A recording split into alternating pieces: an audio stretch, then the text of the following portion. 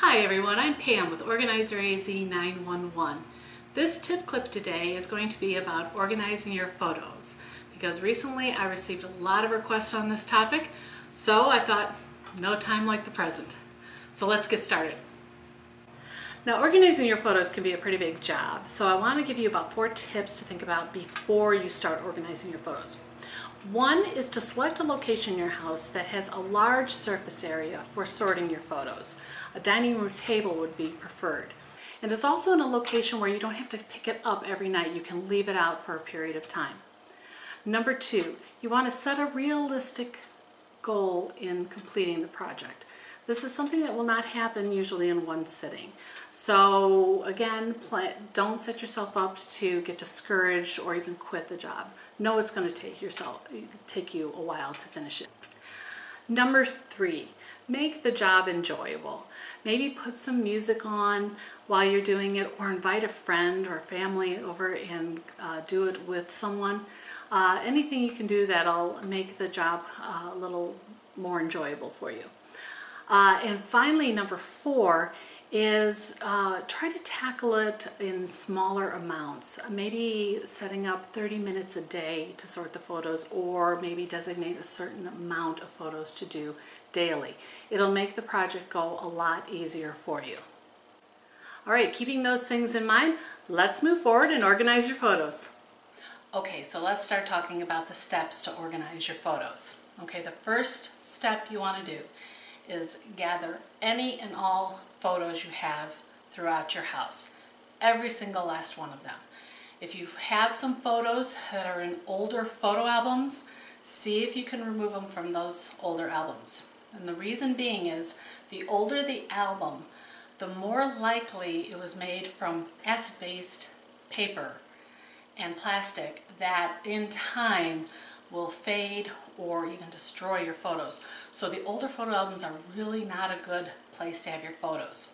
Now when you go to remove them from those photo albums, be very careful. If they don't come out easy, I would recommend contacting APPO. It's APPO, and that is the Association of Personal Photo Organizers.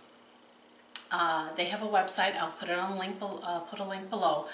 Contact them if you're having trouble removing the photos from these older albums. Like I said, gather up all the photos you can, pull them out of the albums carefully if you can, and then we're going to start the sorting and purging, which is your first step. Second step is to sort and purge after you've gathered all of them.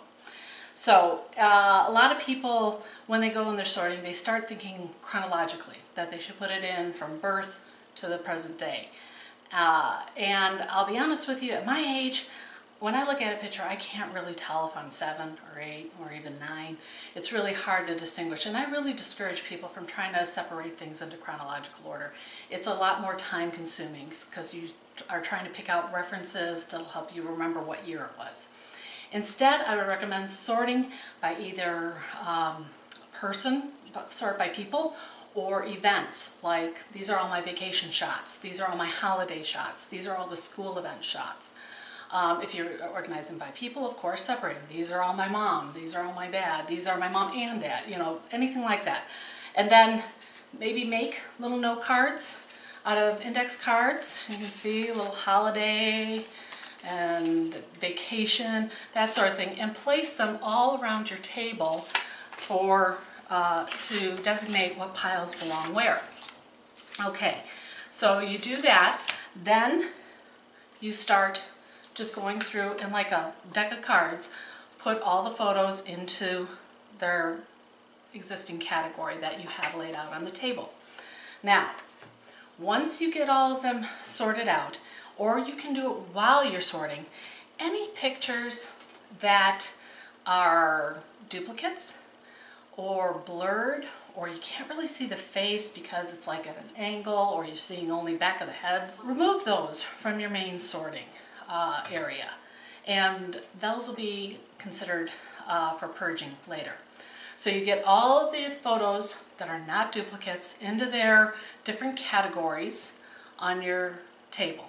Now, what do you do with the duplicates? Either put them in a frame and give them as a gift, or collect a whole bunch and create a book, again, a gift for someone, or just mail them out saying, here, this is a photo of you, you can have it, do whatever you want with it.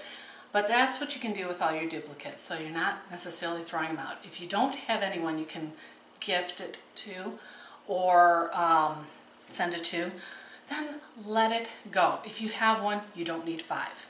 Okay, so that is what I suggest to do. And then any of them that are blurred or too dark, you can't see the faces clearly, let them go. Because you got to think about, you're going to be showing these to people. Do you ever show someone a blurred picture and say, isn't that a great blurred picture? Okay, so learn that it is okay to let some pictures go. So you want to sort and then purge the duplicates and the ones that didn't come out that well. The next thing you might want to do after you get them sorted in all your categories is to document the picture, because these pictures tell a story and they are your legacy. So take a photo-safe pencil and write on the back of the photo who is in the photo, maybe an approximate date if you can even remember it, or just what is special about what is on that photo. Because again, after we're gone, these will be our legacy and they will tell a story of our life. Okay, so you want to document them. Next step you want to do is scan and back them up, because catastrophes happen. So back them up, scan them, and then take these and store it at a separate location. Don't store it in your own house, because it makes no sense. If you have a fire, flood, tornado, any natural catastrophe, everything in your house is in jeopardy. So why keep your backups there? So safety deposit box at a bank, a relative's house, keep them, your backups, separate, okay? So that would be your next step. Then after you scan and you've got all your backups done, the next thing you want to do is assign a space. Now this is very important. A lot of people go out and they buy these great looking containers that they see without thinking about where they're going to be storing these photos. After you've sorted them all out and they're beautifully categorized, you have to think about where they're going to go.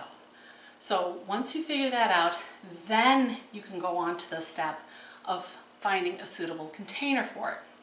Now there's several different ones that I will be talking about, and I'm going to put all the links below this video. So after we get through the video, I'll name the companies. They will all be below the video, so you can go and research what would work best for you. One system they have out there are these little expanding files, and it's kind of like a little accordion thing that you've kept coupons in. They have those. I think it's a place called Creative Memories. They have one like that, and it has little dividers where you can label each section.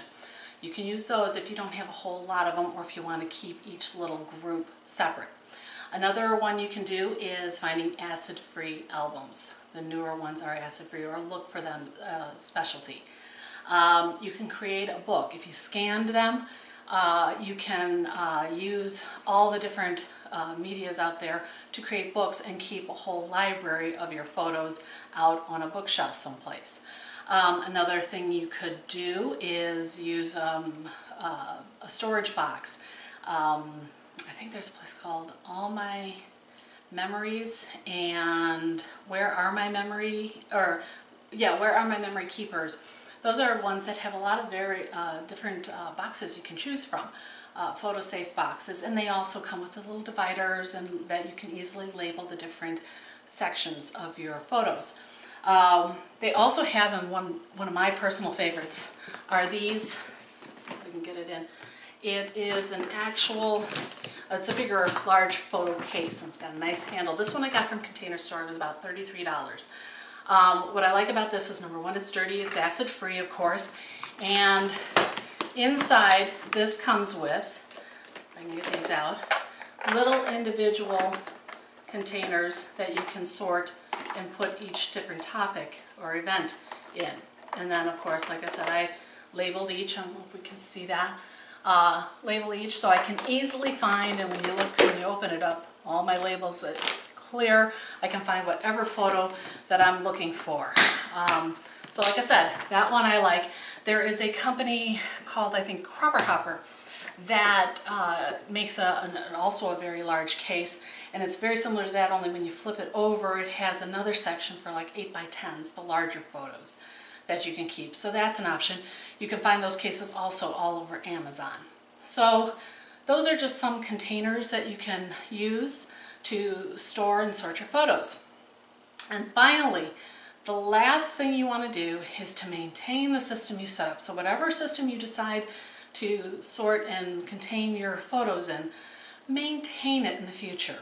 Okay, you worked hard to organize it, so every year or every 6 months, depending on how many photos you take, set times that you update and go through all those steps again and sort the new ones. So use those steps and you should be able to organize all the photos you have. Okay, I hope you found those tips helpful. And remember, your photos are your connection to the past. They tell your life story and they're your legacy.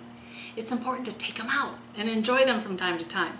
There's so many different ways that you can enjoy and use the photos you have now perfectly organized in your home.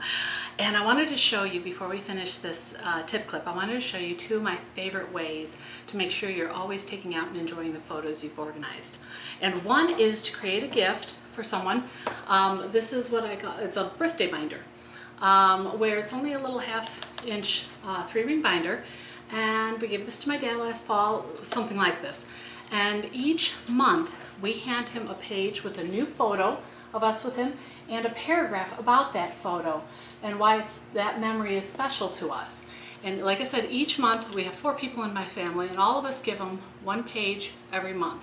So by the end of the year, he will have a binder of special memories and special notes from us about those memories. So that's one idea you can do with your photos, because now with them organized, you can find all the photos you want a lot faster and easier. The next thing I want to show you is my second favorite thing to do with photos, but it's in a different location of the house. So let's go and I'll take you where it's at. Okay, the next thing you can do with your organized photos is to utilize collage frames. I'm huge fan of collage frames because you can set up different themes in each frame. And as you can see in ours, I'll try to get rid of the glare, our theme for the month of April was sleeping. I got all the pictures in here is what I've caught people sleeping.